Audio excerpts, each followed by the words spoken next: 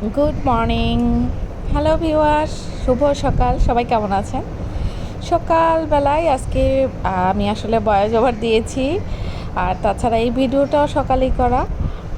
সকালবেলা আমি একটু আমার বারান্দার লাগানো যে কিছু শাক আছে, সবজি আছে, ওইগুলো দেখছি। সবজি আসলে বলতে শুধু করলা গাছটা হয়েছে, আর শাক বলতে এখানে 3 রকমের শাক আছে।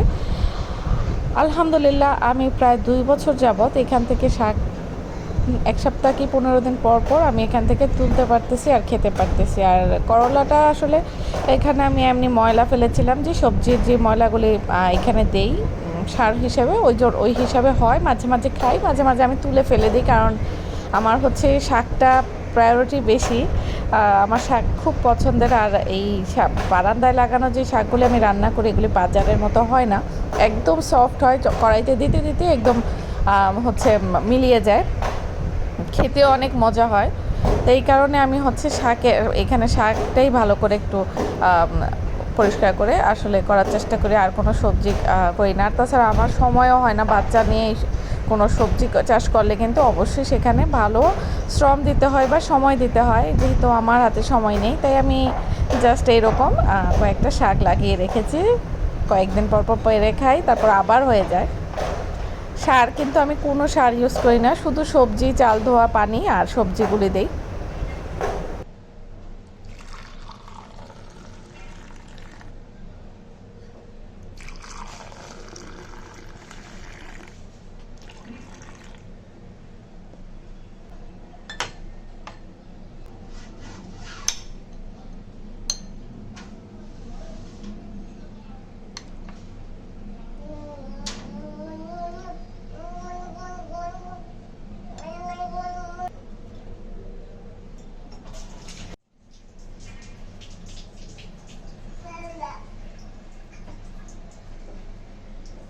আজ সকালে মা, মেয়ে, ছেলের এই সিম্পল ব্রেকফাস্ট। রাবসা শুধু কুসুম খাবে আর একটু পাউরুটি খাবে সাথে খাইলে, আর আমাদের মা ছেলের এই নাস্তা।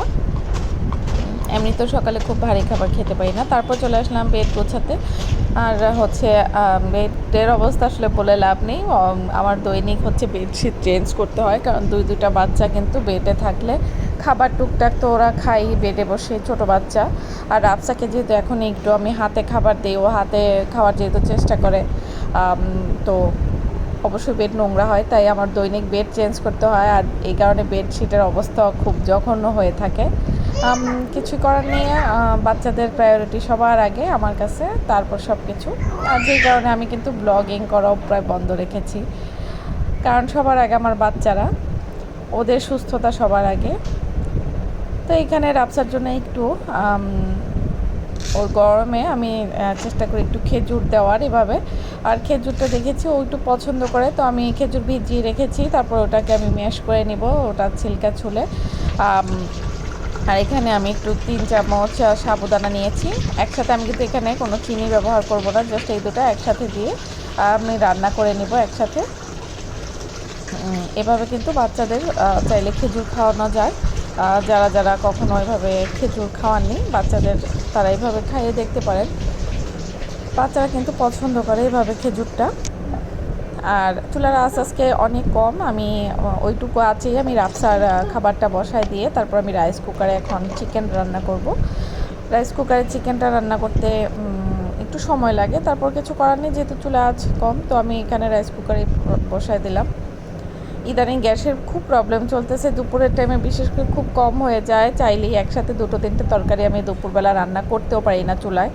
একটা করতে করতে কয়েক ঘন্টা চলে যায়, অনেক সময় ভাত বসায় রাখি, তারপর দুপুরে রান্না অনেক সময় আমার বিকাল হয়ে যায় করতে করতে।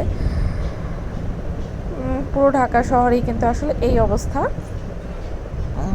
ইন্ডাকশন চুলা যাদের আছে তারা হয়তো বা করতে পারে, যেহেতু আমার এখনও রাইস কুকারে দুটো আমার হাঁড়ি রাইস কুকারে, এই কারণে না আমার রাইস কুকারে আমার সুন্দর মতো হয়ে যায়। ইন্ডাকশন চুলাটা আমার জন্য এখন এই মুহূর্তে একটু ঝামেলা, যেহেতু ছোটো বাচ্চা, রাবস অলরেডি এইটা ওইটা ধরে রান্নাঘরে সব কিছু এখন ওলট পালট করে ফেলে, তো এটা রাখাও একটা ঝামেলা। রাইস কুকারে কিন্তু রান্না করতে একটু আমার ঝামেলা কম মনে হয়, কেন জানি আমার খুব ইজি হয়।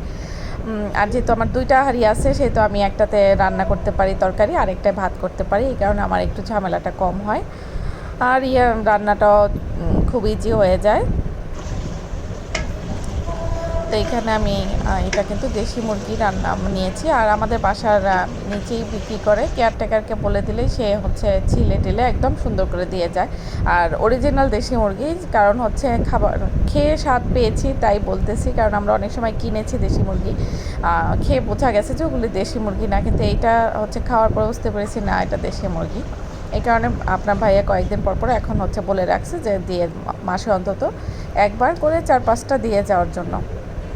আর এখানে একটু পুঁই শাক বসায় দিলাম।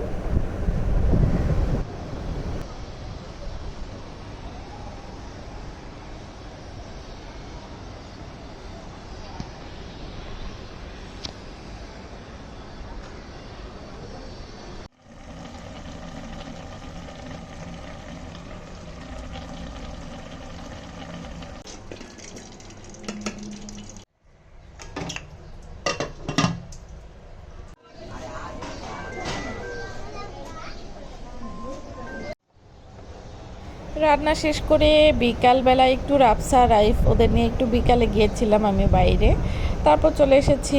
এসে আকাশটা একটু মেঘলা ছিল, দুপুরবেলা ভালোই ছিল, বিকালে আবার আকাশটা মেঘলা ছিল। তো এখানে বাতাস হচ্ছিল, আর রাইফ হচ্ছে নুডলস খেতে ছিল, তোর জন্য একটু নুডলস রান্না করে দিচ্ছি ঝটপট। চুলায় আঁচ এখন অলরেডি আছে, তারপরও আমি হচ্ছে একটু রাইস কুকারই বসালাম। তো এখন হচ্ছে নুডলসটা প্রায় হয়ে গিয়েছে, দিয়ে দেবো। যেহেতু বাচ্চার জন্য করেছি, আমি কোনো কিছু আর কিন্তু এক্সট্রা ইউজ করিনি। রাইস যদি সবজি দিই, সবজি ফেলাতে গিয়েও নুডলসটাও ফালাই দেয়। আর তারপর খুব সুন্দর একটা লিকার চা করে আমি হচ্ছে বারান্দায় চলে আসলাম, আর একটু আমি এখানে একটু রিলস তৈরি করতেছিলাম। তো এই ছিল আমার ছোট্ট একটা ভিডিও। সবাই ভালো থাকুন, সুস্থ থাকুন, আল্লাহ হাফেজ।